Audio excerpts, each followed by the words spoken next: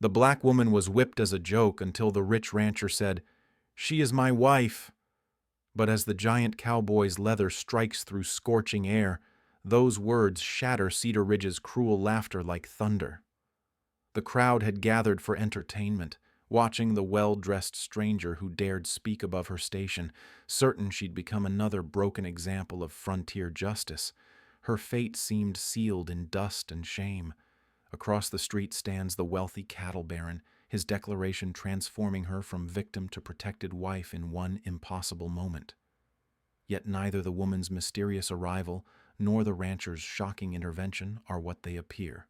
Both harbor secrets that could either destroy the corrupt town's power structure or cost them everything they've sacrificed to achieve. Will his protection be enough to shield the dangerous truth she carries, or will their deception unravel before justice can be served? Before we continue, comment where you are tuning in from. Perhaps we will publish a story there. The dusty stagecoach rolled into Cedar Ridge under the merciless Montana sun. Curious onlookers gathered as the wooden door creaked open. A well-dressed black woman stepped down with quiet dignity, clutching a worn leather satchel against her chest. Whispers rippled through the crowd like wildfire. The stranger's refined posture and clean traveling dress drew hostile stares from every direction. Her dark skin marked her as an outsider in their rigid frontier hierarchy. Celeste Whitmore surveyed the town with calm eyes. Wooden buildings lined the main street in neat rows. The general store, saloon, and marshal's office formed the heart of Cedar Ridge's modest civilization. She needed lodging and information, but the faces around her promised neither welcome nor kindness. From across the street, Theodore Blackwood watched the scene unfold. The wealthy rancher leaned against a wooden post, his sharp eyes taking in every detail. Years of frontier life had taught him to read trouble before it arrived. Today felt different. Dangerous. Marshal Jeremiah Cross emerged from his office, badge glinting in the afternoon light. His weathered face carried the hard lines of a man who kept order through intimidation. He studied the newcomer with obvious suspicion. Celeste approached the nearest boarding house. The proprietor, a thin woman with steel-gray hair, looked her up and down with open disdain. The woman shook her head firmly. No rooms available. Celeste tried the next establishment. Same response. Then another. Each rejection came with barely concealed hostility. Her polite manner and educated speech seemed to irritate the townspeople even more. A group of men had gathered near the saloon, led by Bull Morrison. The massive cowboy stood head and shoulders above his companions, his thick arms crossed over a barrel chest. His small eyes held the cruel gleam of a man who enjoyed causing pain. Morrison stepped into the street as Celeste passed. His followers spread out behind him, blocking her path. The crowd began to circle, sensing entertainment. Celeste stopped walking. She clutched her satchel tighter but kept her chin raised. Her grandmother's voice echoed in her memory. Dignity was armor that could never be stripped away. Morrison's voice boomed across the dusty thoroughfare. He called her uppity, said she needed to learn her place. The crowd murmured agreement, their faces twisted with anticipation.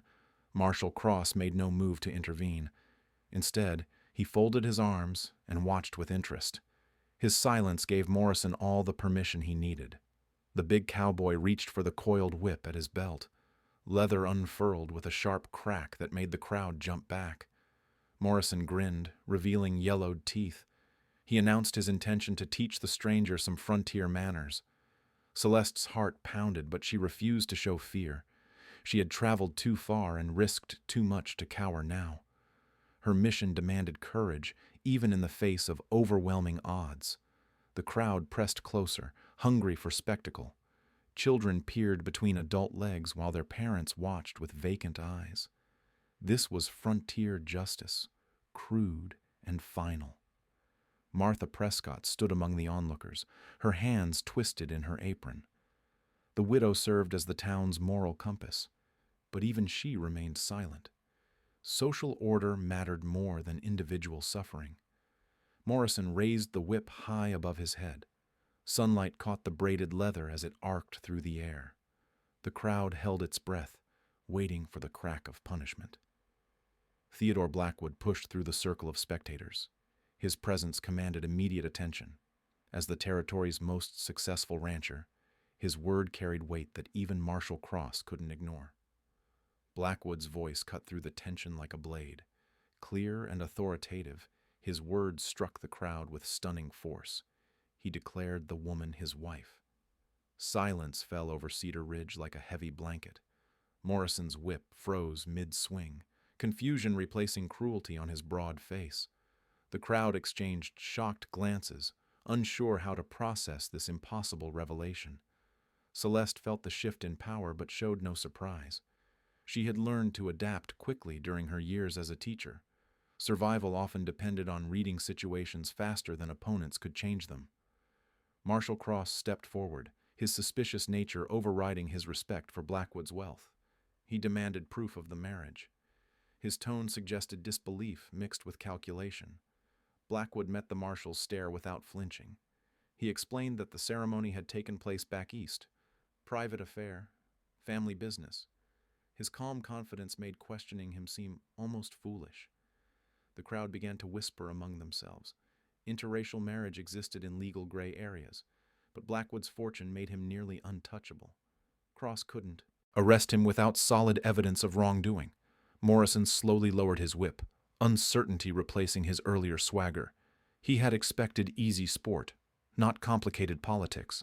The big man looked to Cross for guidance. Martha Prescott studied Celeste with new eyes. The woman's bearing suggested education and refinement that didn't match her supposed station.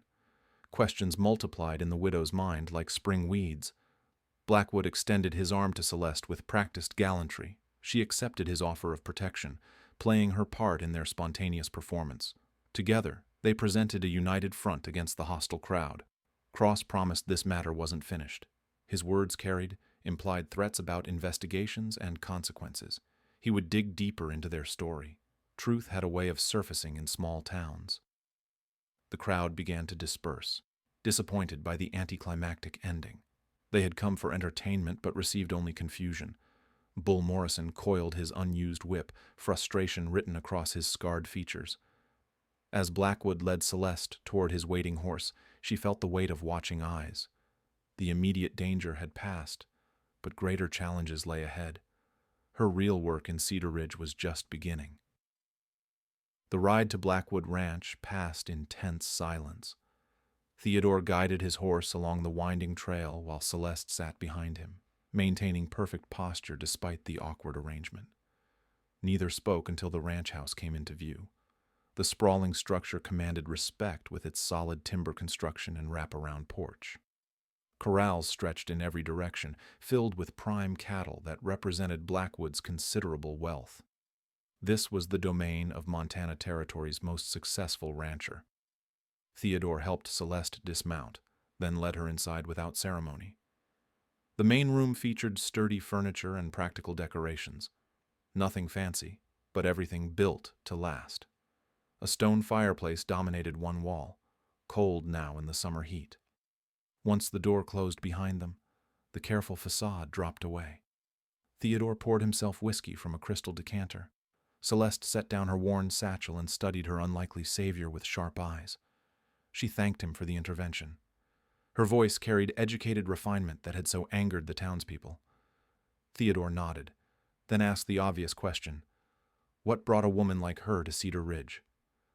Celeste opened her satchel with deliberate care. Inside lay carefully organized documents, maps, and correspondence. She spread the papers across Theodore's dining table like a general planning battle strategy. The truth spilled out in measured sentences. Celeste Whitmore had traveled from Philadelphia with a specific mission. She was hunting corruption that had destroyed her family's fortune and reputation. Her father had been Samuel Whitmore, a successful businessman who secured lucrative government contracts for infrastructure projects. Everything changed when territorial officials began demanding bribes and kickbacks. Samuel refused to participate in their schemes. Within months, his contracts were canceled on fabricated charges. Federal investigators accused him of fraud based on forged documents. The family lost everything while the real criminals divided the stolen profits among themselves. Samuel died of a heart attack during the legal proceedings. Celeste's mother followed 6 months later, broken by grief and shame. Their daughter inherited only debts and a burning need for justice. Theodore listened without interruption, his weathered face growing darker with each revelation. The corruption Celeste described matched patterns he had witnessed firsthand. His own encounters with territorial officials had raised similar suspicions. Celeste explained her investigation with clinical precision. She had traced the stolen contracts to a network of corrupt officials operating throughout Montana Territory. Cedar Ridge served as a crucial hub for their criminal enterprise. The forged documents that destroyed her father bore the signature of Marshal Jeremiah Cross. His position gave him access to official seals and letterheads necessary for sophisticated fraud. Cross was either the mastermind or a key lieutenant in the conspiracy. Theodore refilled his glass and offered one to Celeste. She declined politely but continued her explanation. Her teaching position at a prestigious Philadelphia school had provided unexpected advantages for detective work. She had spent 3 years developing sources and gathering evidence. Former students now worked in government offices across the country. They provided access to records that would have been impossible to obtain through official channels. The investigation had led her from Washington bureaucrats to frontier officials, following a paper trail of stolen funds and falsified contracts. Every lead pointed toward Cedar Ridge as the operation's western headquarters. Theodore revealed his own motivations for helping her. His first wife, Sarah, had died during a harsh winter when corrupt officials delayed medical supplies bound for remote settlements. The delay wasn't accidental. The supplies had been diverted to towns that paid larger bribes. Sarah Blackwood died of pneumonia that could have been treated with proper medicine. Theodore spent years trying to prove official misconduct, but the evidence always disappeared. Witnesses refused to testify. Documents vanished from government files. Celeste understood his pain. Justice delayed was justice denied, but patient investigation could still expose the truth. Her teaching background had taught her that complex problems required systematic solutions. They formed an unlikely partnership over Theodore's dining table. His wealth and social position would provide access to restricted areas and protected information. Her intelligence and documentation skills would organize evidence that could survive legal challenges. The fake marriage provided perfect cover for their collaboration. As Theodore's wife, Celeste could attend social functions and community meetings previously forbidden to someone of her race and gender. Nobody would suspect the refined lady of conducting criminal investigations. Theodore explained the town's power structure with insider knowledge.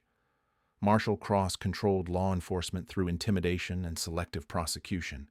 Mayor Hutchins rubber-stamped official decisions without reading the details.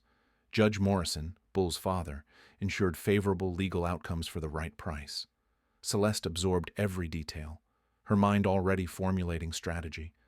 She would need to gather physical evidence that couldn't be dismissed or destroyed. Testimony alone wouldn't convince federal prosecutors to challenge territorial authority. The conversation stretched past sunset as they refined their plans. Theodore would arrange social introductions and provide alibis for Celeste's investigative activities. She would document everything according to legal standards that could withstand courtroom scrutiny. Both understood the risks they were taking. Corrupt officials had killed to protect their secrets before. Sarah's death proved they wouldn't hesitate to eliminate threats to their profitable enterprise. Celeste packed her documents back into the satchel with careful precision. Tomorrow she would begin her real work in Cedar Ridge. The humiliation in the town square had been just the opening move in a much larger game. Theodore offered her the guest bedroom and promised to maintain their public charade as long as necessary. Their partnership was built on mutual need for justice, not romantic attraction. Both preferred clear boundaries and realistic expectations. As night fell over the Montana Territory, Celeste Whitmore prepared for the most dangerous investigation of her career. The corrupt officials who destroyed her family had no idea that justice was coming for them. Dawn broke over Cedar Ridge with promises of scorching heat. Celeste stood at the guest bedroom window, watching the town come alive below. Smoke rose from chimneys as families prepared for another day of frontier routine. Her real work was about to begin. Theodore knocked softly before entering with coffee and fresh bread. He had spent the night considering their strategy. The monthly town council meeting was scheduled for tomorrow evening, as his wife, Celeste, would be expected to attend. She accepted the coffee gratefully and outlined her immediate priorities. First, she needed to establish credibility within the community. Second, she required access to official records and correspondence. Third, she must identify potential allies among the townspeople. Her teaching experience had taught her that changing minds required patience and subtle influence. Direct confrontation often strengthened opposition rather than weakening it. She would need to demonstrate her worth through actions, not arguments. Theodore hitched his wagon for the journey into town. Celeste dressed carefully in her finest traveling outfit, understanding that appearance mattered in establishing social position. Her grandmother's pearl brooch served as both armor and reminder of family honor. The ride into Cedar Ridge attracted immediate attention.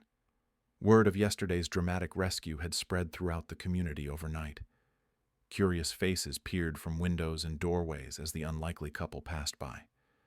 Theodore stopped first at the general store, where Celeste needed supplies for extended residence. Store owner Jacob Mills served them with obvious reluctance, his hand shaking as he tallied their purchases. Fear and confusion battled across his weathered features. Celeste conducted herself with quiet dignity, speaking politely to everyone they encountered. She thanked Mills for his service and complimented his well-organized inventory. Her refined manners contrasted sharply with the crude treatment she had received the previous day. Several townspeople gathered outside the store to observe the strange spectacle. Martha Prescott stood among them, her sharp eyes studying every detail of Celeste's behavior and appearance. The widow's expression revealed growing curiosity rather than hostility.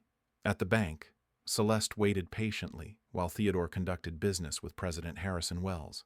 The nervous banker kept glancing in her direction, clearly uncomfortable with her presence but unable to object given Theodore's substantial accounts. She used the time to observe the office layout and filing systems.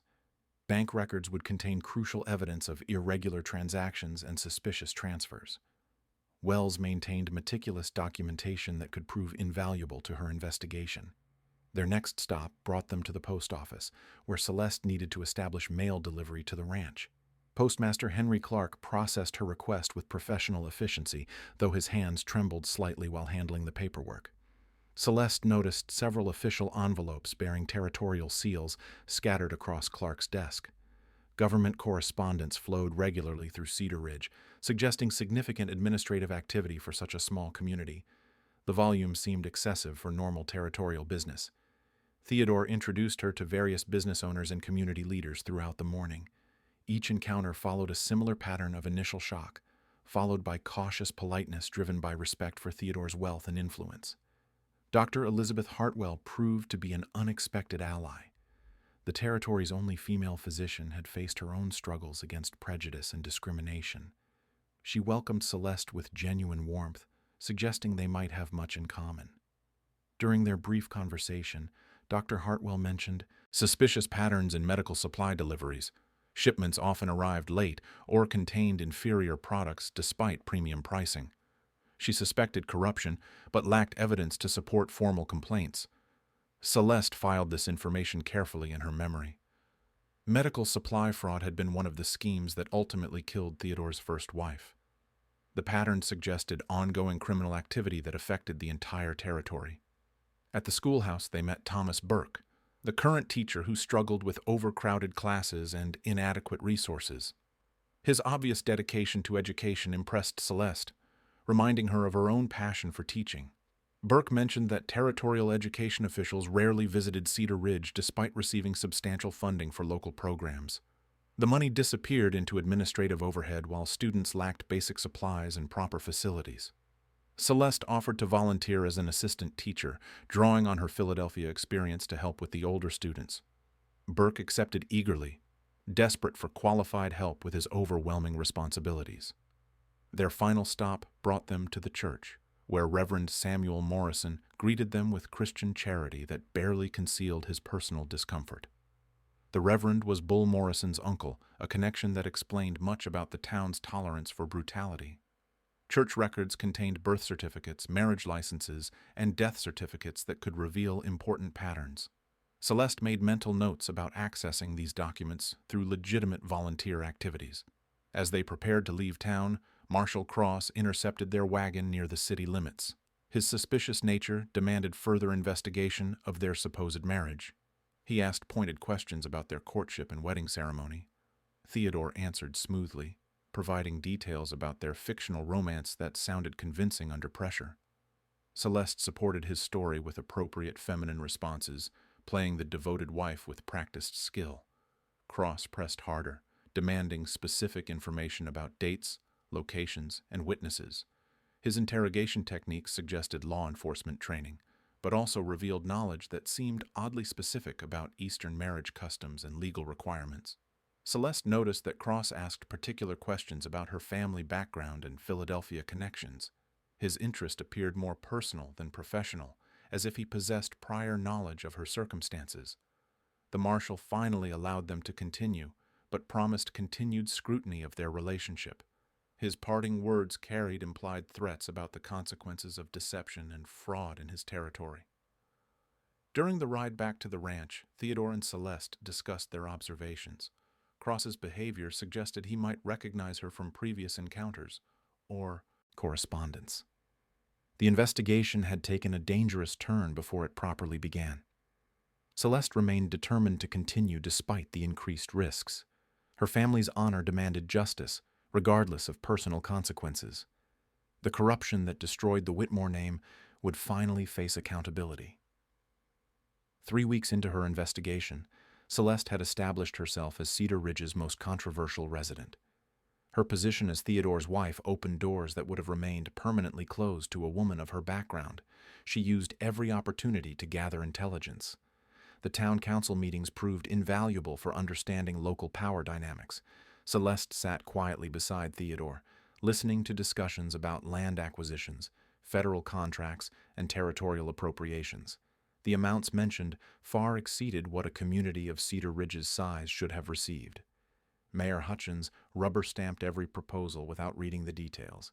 His signature appeared on documents authorizing expenditures that had no visible benefit to the townspeople. Roads remained unpaved while infrastructure funds vanished into administrative overhead. Judge Morrison conducted legal proceedings with predetermined outcomes. Cases involving territorial officials always resulted in favorable verdicts, regardless of evidence presented. His courtroom served as a theater where justice was performed rather than delivered. Celeste volunteered at the schoolhouse 3 mornings per week, helping Thomas Burke manage his overcrowded classes. The children initially regarded her with suspicion, but her patient teaching methods gradually won their trust and respect. 8-year-old Mary Wells struggled with arithmetic until Celeste introduced visual learning techniques she had developed in Philadelphia. The breakthrough moment came when Mary solved a complex problem that had frustrated her for weeks. Her proud smile reminded Celeste why she had chosen education as her calling. The older students presented different challenges. 15-year-old James Morrison, the judge's grandson, possessed natural intelligence but had been taught to view education as unnecessary for frontier life. Celeste engaged his interest through discussions of engineering and architecture. Within days, James was designing improved irrigation systems for local farms. His enthusiasm for learning spread to other students who had previously shown little interest in academic subjects. The transformation delighted Burke, who had struggled alone for too long. Parents began stopping by the schoolhouse to observe Celeste's teaching methods. Her ability to connect with children transcended the racial barriers that divided adult society. Several mothers expressed private gratitude for their children's improved performance. Martha Prescott became an unexpected ally during these school visits. The widow had initially approached with suspicion, but stayed to watch Celeste handle a classroom crisis with remarkable skill. 2 boys had been fighting over a broken slate, disrupting the entire lesson. Instead of punishing both children, Celeste used the incident to teach conflict resolution and resource sharing. The boys apologized to each other and worked together to repair the damaged slate. Martha observed every detail with growing admiration. Dr. Hartwell provided access to medical supply records that revealed systematic fraud spanning several years. Shipments consistently arrived with inferior products substituted for premium medications. The price differences disappeared into shell companies with untraceable ownership. Celeste documented each discrepancy with legal precision, noting dates, quantities, and financial irregularities. The pattern emerged of deliberate substitution designed to maximize profits while minimizing detection. Patients suffered while criminals prospered. The bank records proved more challenging to access, but Theodore's business relationships provided legitimate opportunities to observe Wells's filing systems. During routine transactions, Celeste memorized account numbers and transaction patterns that suggested money laundering operations. Large deposits from territorial offices preceded immediate transfers to out-of-state banks. The amounts matched missing funds from federal infrastructure projects. Wells maintained duplicate ledgers to conceal the true destination of transferred money. Church volunteer work gave Celeste access to vital records that revealed suspicious death patterns. Several potential witnesses to official misconduct had died under questionable circumstances over the past 3 years. Heart attacks, accidents, and sudden illnesses eliminated people who might have provided testimony. Reverend Morrison's records also contained marriage and birth certificates with obvious forgeries. Territorial officials had created false identities to conceal their criminal activities. The paper trail led directly to Marshall Cross's office, where official seals provided authentication for fraudulent documents. Opposition to Celeste's presence in the community grew more organized as her influence expanded. Bull Morrison began gathering supporters who resented the changes she represented. Their complaints focused on traditional values and proper social order. Anonymous letters appeared around town, warning that outside agitators threatened Cedar Ridge's peaceful way of life. The messages urged citizens to reject foreign influences and maintain established customs. Fear and resentment replaced curiosity in many faces. Property damage began with small incidents designed to send messages. Theodore's fence posts were damaged overnight. Celeste's mare was found with her bridle cut, though the animal remained unharmed. Intimidation escalated gradually to test their resolve. Marshall Cross increased his surveillance of the Blackwood Ranch, riding past several times each day. His deputies questioned ranch hands about their employer's activities and visitors. The pressure was systematic and deliberate. During one of these encounters, Cross made pointed comments about marriage fraud and its federal penalties. His knowledge of specific legal precedents suggested communication with Eastern authorities. Someone had been researching Celeste's background thoroughly. Theodore hired additional ranch hands for security, men whose loyalty had been tested through years of honest employment. The precautions became necessary as threats evolved from property damage toward personal safety. Celeste discovered a crucial piece of evidence hidden in Dr. Hartwell's medical files. A dying federal inspector had confessed to participating in contract fraud orchestrated from Cedar Ridge. His deathbed statement named Marshall Cross as the operations coordinator and Theodore's first wife as an unintended victim. The inspector had tried to expose the corruption before his death, but his evidence disappeared from federal offices before it could be acted upon. His final words described a network of officials stretching from Montana Territory to Washington, D.C. Armed with this testimony, Celeste began preparing her case for federal intervention. The evidence she had gathered painted a clear picture of systematic corruption that had cost lives and stolen millions of dollars in taxpayer funds. Time was running short as Cross's suspicions hardened into certainty. He knew who she was and why she had come to Cedar Ridge. The next phase of their deadly game was about to begin. The breaking point came on a sweltering Tuesday morning when Celeste discovered the final piece of evidence that would expose the entire conspiracy. Hidden beneath loose floorboards in the abandoned telegraph office, she found a metal box containing correspondence that proved Marshall Cross had orchestrated her father's destruction from the very beginning. The letters were written in Cross's distinctive handwriting, detailing how Samuel Whitmore's honest business practices threatened their profitable fraud network. The plan had been methodical and ruthless. Frame the businessman, seize his contracts, and eliminate any potential for future interference. Celeste's hands trembled as she read her father's death sentence written in bureaucratic language. Cross had known exactly who she was from the moment she stepped off that stagecoach. He had been playing with her like a cat torturing a mouse before the final kill. Theodore found her sitting in the abandoned office, surrounded by damning evidence that could bring down the entire territorial government.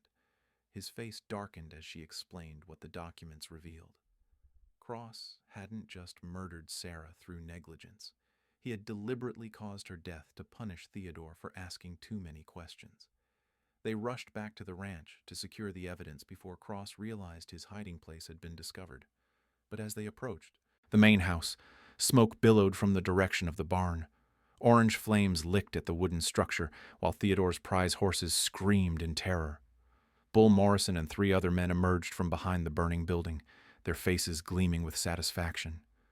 The arson was meant as a final warning to abandon their investigation and leave Cedar Ridge immediately. Instead, it marked the beginning of open warfare. Theodore's ranch hands fought the blaze while he and Celeste rescued the trapped animals. The fire had been set professionally, designed to spread quickly and cause maximum damage. Only swift action prevented the flames from reaching the main house. As dawn broke over the smoldering ruins, Marshal Cross arrived with his deputies to investigate the incident. He expressed sympathy for Theodore's losses while his eyes searched for signs of the hidden evidence. His performance was masterful, combining official concern with barely concealed threats.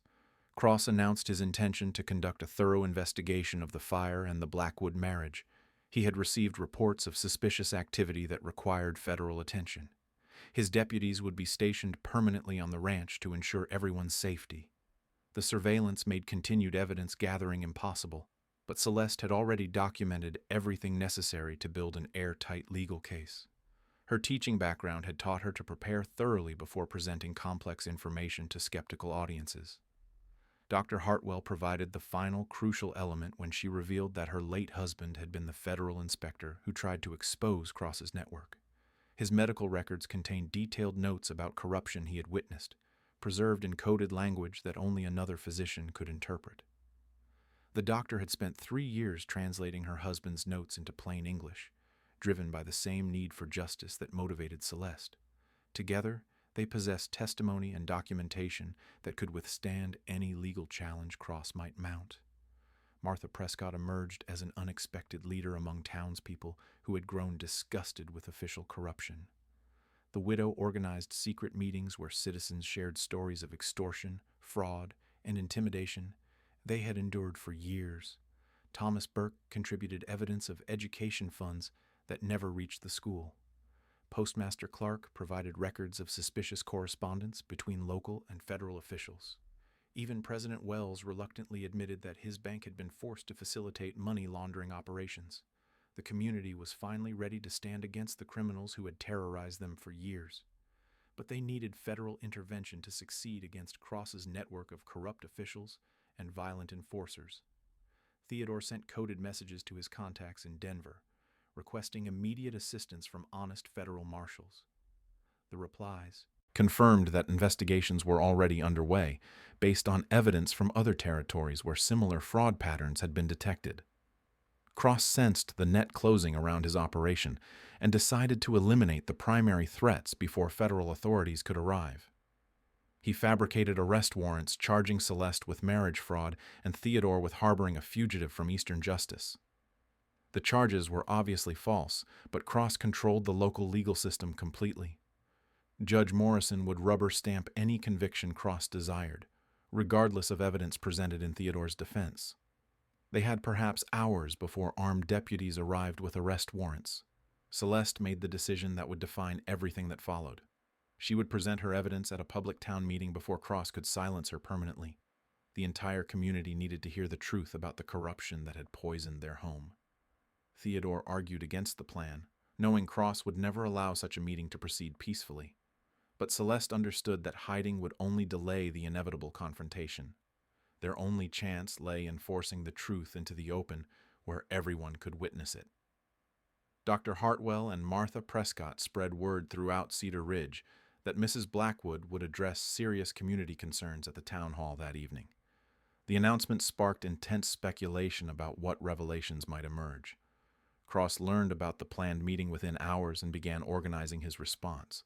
He positioned deputies around the town hall and prepared to arrest Celeste the moment she attempted to speak publicly. The trap was set for a final confrontation. As evening approached, Celeste prepared for the most important presentation of her life. Everything she had worked toward would succeed or fail based on her ability to convince the townspeople to choose justice over fear. Theodore loaded his rifle and checked his sidearm, knowing that Cross would not hesitate to use violence if legal intimidation failed. The battle for Cedar Ridge's soul was about to begin in earnest. The sun set over the Montana Territory as both sides prepared for a confrontation that would determine whether truth or corruption would ultimately prevail. The town hall filled to capacity as Cedar Ridge's citizens gathered for the most important meeting in their community's history. Celeste entered through the main door with Theodore at her side, carrying the leather satchel that contained evidence of years of systematic corruption.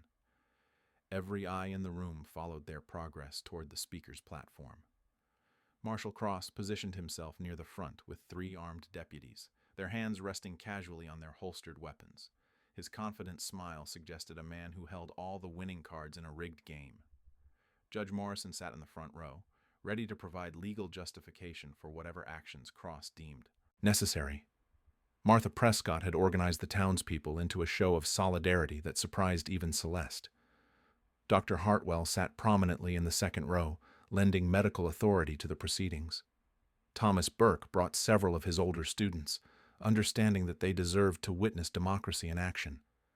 Mayor Hutchins called the meeting to order with obvious reluctance, his nervous glances toward Cross revealing who truly controlled Cedar Ridge's government.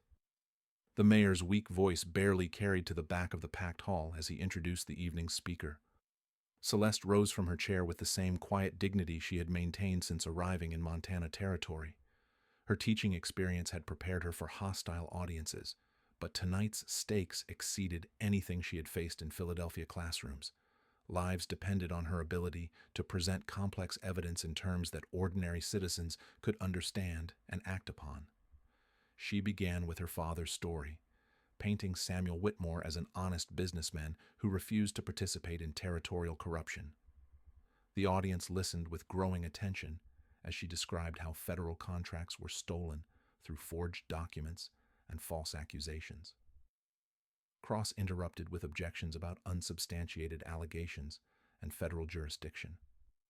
His attempt to silence Celeste before she could present evidence backfired, as the crowd demanded to hear what she had discovered. Martha Prescott led the chorus of voices insisting on transparency. Celeste methodically laid out the evidence she had gathered during her investigation: bank records showing suspicious transfers, medical supply fraud that cost lives, education funds that never reached students. Each revelation built upon the previous one, creating an overwhelming case for systematic criminal conspiracy.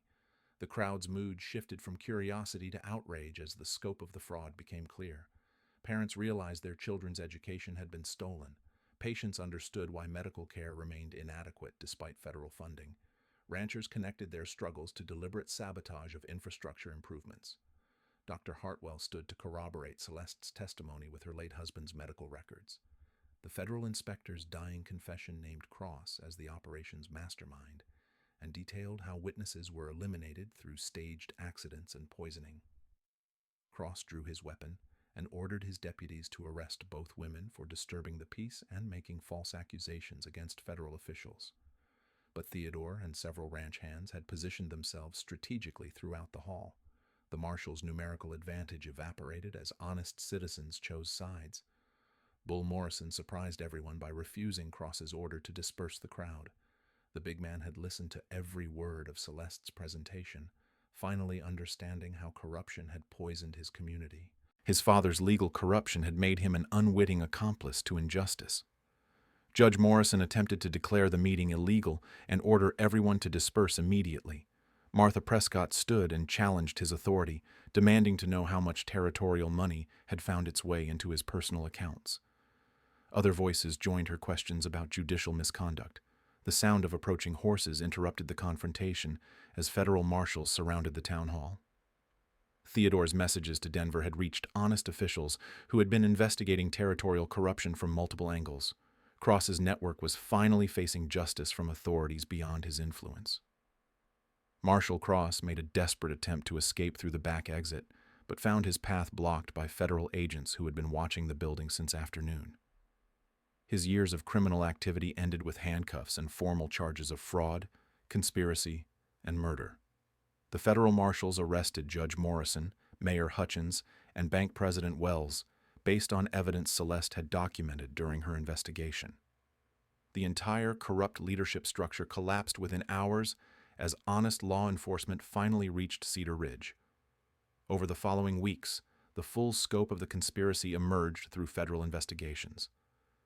Cross's network had stolen millions of dollars in federal funds while causing dozens of deaths through medical fraud and infrastructure sabotage. The corruption reached into territorial government and federal agencies in Washington. Celeste's evidence proved crucial in securing convictions that sent the criminals to federal prison for the remainder of their lives. Her father's name was officially cleared, and the Whitmore family's confiscated assets were restored with interest, accumulated during years of government custody. The town council elected Martha Prescott as mayor in Cedar Ridge's first honest election in over a decade. Dr. Hartwell became the territorial medical supervisor, ensuring that supply corruption would never again cost patient lives. Thomas Burke received adequate funding for education that transformed the school into a model institution. Celeste accepted the position of head teacher and established the territory's first integrated educational system. Students of all backgrounds learned together in classrooms where intelligence mattered more than social prejudice. Her teaching methods spread to other communities seeking educational reform. Theodore expanded his ranch operations while serving on the territorial council that oversaw honest government reconstruction. His partnership with Celeste remained platonic, but deeply respectful, built on shared commitment to justice and community improvement. Cedar Ridge became a symbol of successful reform throughout the Western Territories. Celeste's courage in confronting corruption inspired similar investigations in other communities where honest citizens had endured criminal government for too long. The schoolhouse bell rang each morning over a transformed community where justice had finally defeated corruption through the persistence of one determined teacher who refused to let her father's legacy die in shame.